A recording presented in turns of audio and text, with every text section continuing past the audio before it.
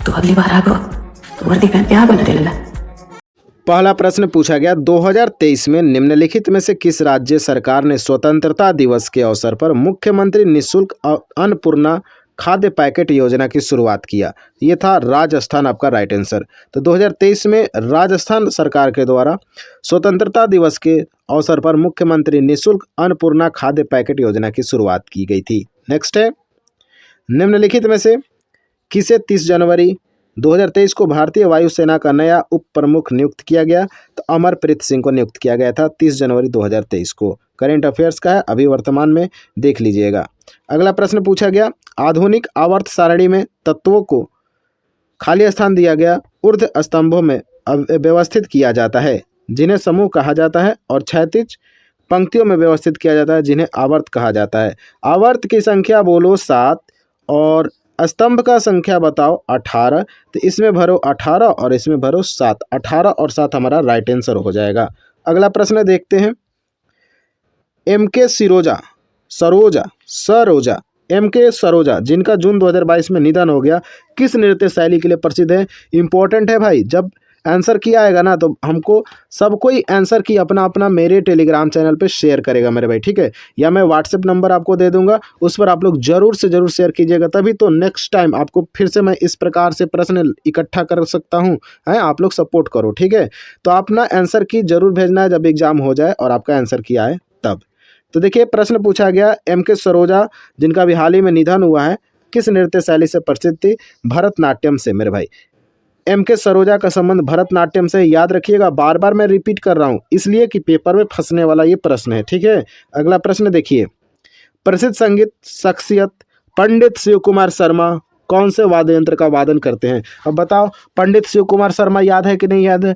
बताओ मेरे भाई, बताओ, बिल्कुल याद है ना? क्या? तो संतूर हो जाएगा। संतूर आपका राइट आंसर होने वाला है, पंडित शिव कुमार शर्मा। अगला प्रश्न पूछा गया, फीफा अंडर 17 महिला विश्व कप 2022 किस देश ने जीता? तो भैया स्पेन जीता। कौन जीता? स्पेन जीता। फीफा अंडर 17 महिला विश्व कप 2022 जीता, स्पेन जीता था। अगला प्रश्न देखते हैं, हरित क्रांति, देखो फिर से आया हरित क्रांति। हरित क्रांति के संबंध में निम्नलिखित में से कौन सा कथन सही है? चलो पढ़ते हैं एक एक कथन को, थोड़ा सा इसको हम छोटा करके दिखाते हैं। चलो, तो हरित क्रांति के बारे में पहला कथन बताया गया कि हरित क्रांति ने भारत को खाद्यान्न उत्पादन में आत्मनिर्भर बना दिया। पिछले पेपर में कराया था, बोलो सही है। दूसरा कथन है, हरित क्रांति के बाद रासायनिक उर्वरकों के प्रयोग में कमी आई। भैया बिल्कुल ये तो गलत है, पहले के मैंने शिफ्ट में करा रखा था कि जो रासायनिक उर्वरक थे इनका प्रयोग बढ़ गया हरित क्रांति। मेरे भैया जल्दी जल्दी फसल चाहिए तो खाद भी तो डालना पड़ेगा, उर्वरक तो ज़्यादा ज़्यादा डालना पड़ेगा ना जल्दी जल्दी। तो ये हमारा कथन गलत है, तो राइट आंसर होगा केवल 1 होगा। चलो बढ़ते हैं अगले प्रश्न पे। अगला प्रश्न पूछा गया, भारत की जनगणना 2011 के अनुसार, 2011 का जनगणना रट लो भाई, मैंने करा रखा है, इंपॉर्टेंट वीडियो है, उसको देख लीजिएगा, ठीक है? तो 2011 की जनगणना के अनुसार प्रारंभिक बाल्यावस्था 0 से 6 वर्ष का लिंगानुपात क्या है प्रति 1000 पुरुषों महिला पर? ठीक है, तो राइट आंसर होगा 918। क्या हो जाएगा भाई? 918 है प्रारंभिक बाल्यावस्था का लिंगानुपात, 9 से 918 याद रखेंगे। कब तक लिया जाता है? 0 से 6 वर्ष के आयु के बच्चों को इसमें लिया जाता है। अगला प्रश्न देखते हैं, अशोक के धम में भगवान की पूजा या बलिदान का प्रदर्शन क्या है? तो शामिल नहीं था मेरे भाई। अशोक के जो धम था उसमें भगवान की पूजा या फिर बलिदान का प्रदर्शन को शामिल नहीं किया गया था। अगला प्रश्न देखते हैं, निम्नलिखित समाज सुधारकों में से किसने आत्मसम्मान आंदोलन शुरू किया? तो पेरियार इसका राइट आंसर होगा। भाई देखो इंपॉर्टेंट है, पेपर में आ जाएगा और आपको 2 नंबर दे के चला जाएगा। तो पेरियार जो है एक समाज सुधारक थे, इनको आत्मसम्मान आंदोलन शुरू किया गया था इनके द्वारा, पेरियार के द्वारा आत्मसम्मान आंदोलन याद रखना है। अगला प्रश्न पूछा गया, भारतीय संविधान के अनुसार भारत सरकार के कितने अंग है? तो भारत सरकार के कितने अंग हैं? 3 अंग हैं। तीनों का नाम बताओ कमेंट बॉक्स में, फर्स्ट का नाम, सेकेंड और थर्ड, तीनों का नाम आपको कमेंट बॉक्स में छापना है। भारत के कितने अंग में बांटा गया? तो 3 भाग में बांटा गया है, तीनों का नाम बताना है। अगला प्रश्न देखते हैं, डेकाथलॉन जो पुरुषों के लिए आयोजित किया जाता है में स्पर्धा शामिल होती है। तो डेकाथलॉन कुल 10 स्पर्धा शामिल होती है, याद रखिएगा, जो कि पुरुषों के लिए आयोजन किया जाता है। अगला प्रश्न है, टिप्पणी नृत्य का संबंध निम्नलिखित में से किस राज्य से है? टिप्पणी कितना बार पूछा गया है पेपर में, याद है कुछ? कितना बार आया होगा? टिप्पणी नृत्य हो जाएगा गुजरात हो जाएगा। ठीक है, चलो नृत्य बताओ तो उत्तर प्रदेश का नृत्य कमेंट बॉक्स में, कर्नाटक का और आंध्र प्रदेश का, तीनों के तीनों नृत्य बताना है कि उत्तर प्रदेश में कौन सा होता है और कर्नाटक का और आंध्र प्रदेश का। ठीक है, नेक्स्ट, निम्नलिखित में से कौन से वर्ष की जनगणना भारत की 14वीं जनगणना थी? तो 2001 वाला था। कौन था? 2001 में जो जनगणना हुआ था भारत की 14वीं जनगणना थी, याद रखना है। ठीक है, थोड़ा सा मैं पानी पी लेता हूं, तब तक ये आप 15 नंबर क्वेश्चन को पढ़िए। प्रश्न पूछा गया है, औद्योगिक नीति संकल्प के अंतर्गत 1956 के अंतर्गत भारत में उद्योगों को कितनी श्रेणियों में वर्गीकृत किया गया था?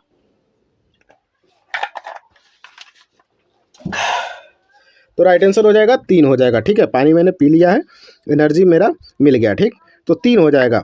तो औद्योगिक नीति संकल्प 1956 के अंतर्गत भारत में उद्योगों की कितनी श्रेणियों में वर्गीकृत किया गया? तो 3 उद्योगों में श्रेणीकृत वर्गीकृत किया गया था। अगला प्रश्न देखिए, एटीएम बूथ्स आर्थिक गतिविधि के निम्नलिखित में से किस क्षेत्र के अंतर्गत आते हैं? तो तृतीय क्षेत्र में हो जाएंगे मेरे भाई। क्यों मालूम है ना, एटीएम किस में आता है? तृतीय क्षेत्र में आता है। ठीक है, अगला प्रश्न देखो, भारत सरकार ने हाल ही में राजीव गांधी खेल रत्न पुरस्कार का नाम बदल दिया। अरे भैया, नाम ही बदल दिया।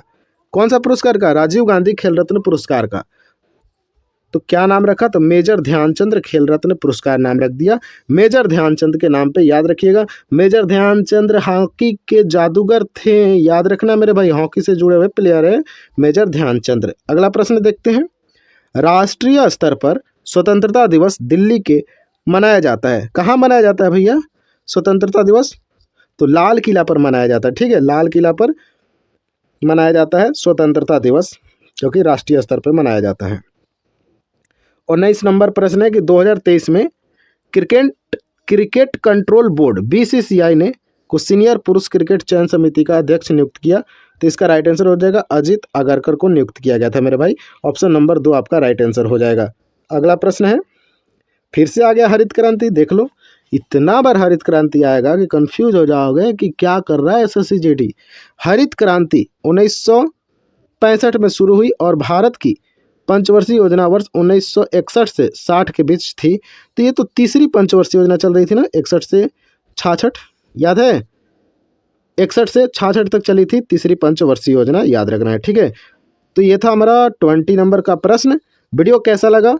तो वीडियो अच्छा लगा है, हेल्पफुल लगा है और लगना भी चाहिए। प्रीवियस ईयर क्वेश्चन देख रहे हैं तो चैनल को सब्सक्राइब कर लेना है और वीडियो को लाइक दबा के करना है और कमेंट में तो अपना उत्तर बिल्कुल छाप देना है भाई, एक एक का कमेंट चेक होता है। चलिए मिलते हैं नेक्स्ट वीडियो में, तब तक के लिए जय हिंद।